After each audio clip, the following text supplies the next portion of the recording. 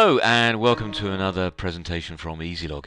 This video concerns our CareLog Plus, Care Record and Care Home Management software, and in particular focuses on a single screen. That's the care planning screen. And really what I want to show you in this presentation is how you can draw together various elements of information to make life easy for you in terms of creating the care plan. So let's take a look at that straight away. Here we are in the care screen.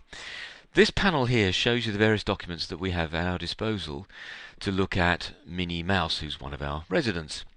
You can see here ranging from the shift notes here through to the various care plans. Now I'm going to be particularly focusing on the Maintaining a Safe Environment care plan. And as you can see, these care plans are organised typically on sort of medical lines. So we've got one for mental health, one for mobilising, one for pain, etc.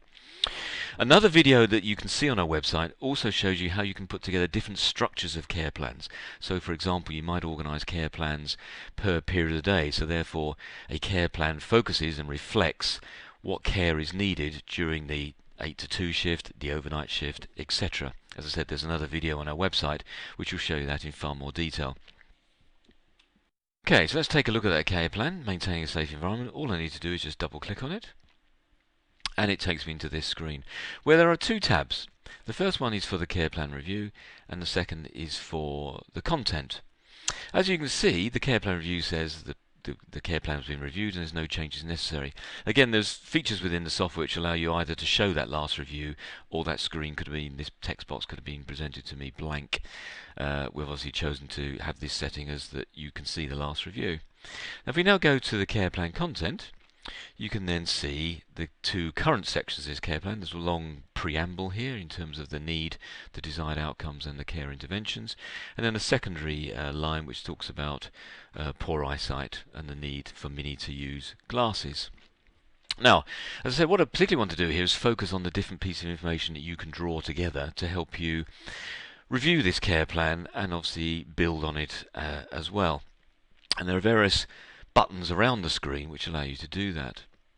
Now, let's have a look, for example, at immediately we can look at the last care plan reviews. So I just click on that button there and it will show me those. As you can see, the various dates here, time and date stamped, and also show me which member of staff actually carried out that review. We can print that as well. So I just close on that. Next thing I want to do maybe is take a look at the body map. That may be relevant, so I'll click on that. You can see that Minnie has had a few bumps and scrapes along the way. But if I just take a look at one of these, let's select here, just click on it.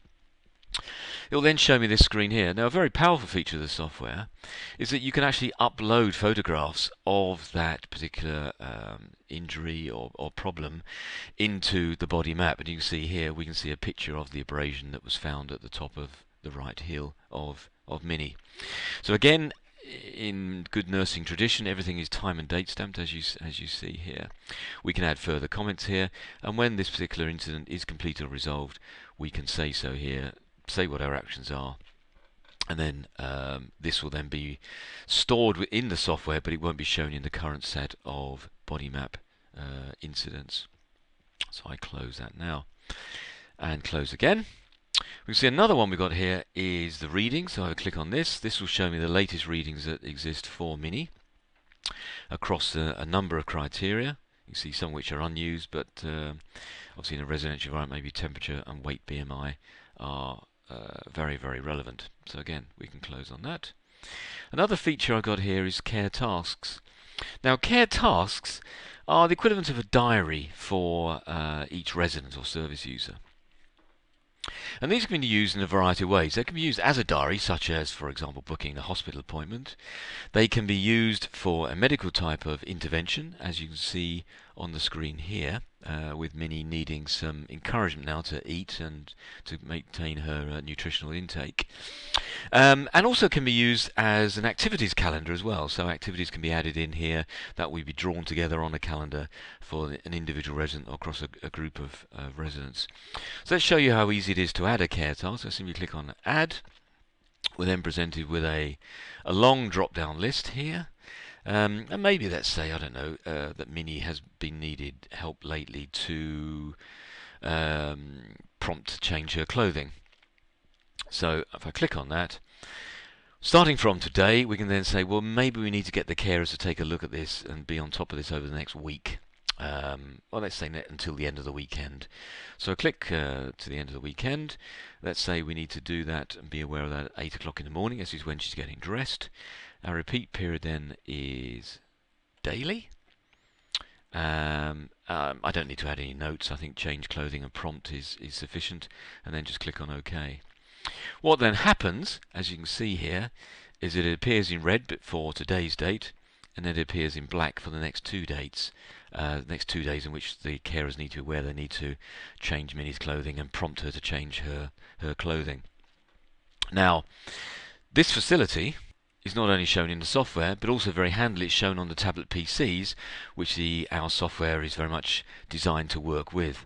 So wherever these tablet PCs are being used, then this prompt will appear and will obviously prompt the carers to be involved to help Minnie change her clothing, and also look at her nutritional intake as well and prompt her on that front. So let's close that now, and on another button here you can see we can display assessments. So here's then the full list of assessments that are the backdrop obviously to this care plan, and you can see they fall into different types. There's some health assessments here. Right down in blue I believe you will see risk assessments. So there's a risk assessment there for falls. So let's have a look at this one here, assessments of needs for daily living. So I click on view assessment. It then shows me what we call the scorecard that was completed on the last occasion for Minnie for assessment needs for daily living. And you can see it's color coded as well in the traditional traffic light coding system, and any extra comments, whatever, will be appearing on here. So it looks fine to me. We're happy about our what that review's done. We can look back at previous reviews as well. And there we are. We can see the last reviews have been done, the scores on that particular occasion, and the options that were selected. So again, all this is being drawn together from a single screen, helping you to build the care plan and look at the surrounding information you need in order to create the care plan correctly for the individual needs and the person-centered needs of that particular resident. Now I can now hide that assessment, and that will show me the care plan in full again. So I want to now add to my care plan. As you can see, there's a particular safety feature here in terms of making sure that somebody doesn't add to the care plan or edit the care plan accidentally, because I can click away here and I can do absolutely nothing until I click on this tick box here, edit care plan. So I tick on that, and now you see things are ungrayed, so I can change my review period, change the key worker, for example. What I want to do now is click on care need, and I want to select an additional option to this care plan. So the care plan can be built from individual text, so you just create that for yourself on a one-off basis, and can also be built from standard text that exists within the software, which again you can add to that standard list of text if you require. So what I'm going to do here is, looking down this list here, I can see that maybe it's appropriate that Minnie uses a wheelchair for longer transfers. So I click on that one. It shows me then the associated text for desired outcomes and care interventions with that option. I click on OK, and then that's automatically brought into the care plan here. Now from here I don't need to necessarily live with that standard text. I can click in here and add further text to it, so my standard then becomes individualized to Minnie if I so require. So if I say here, and especially for day trips stroke outings.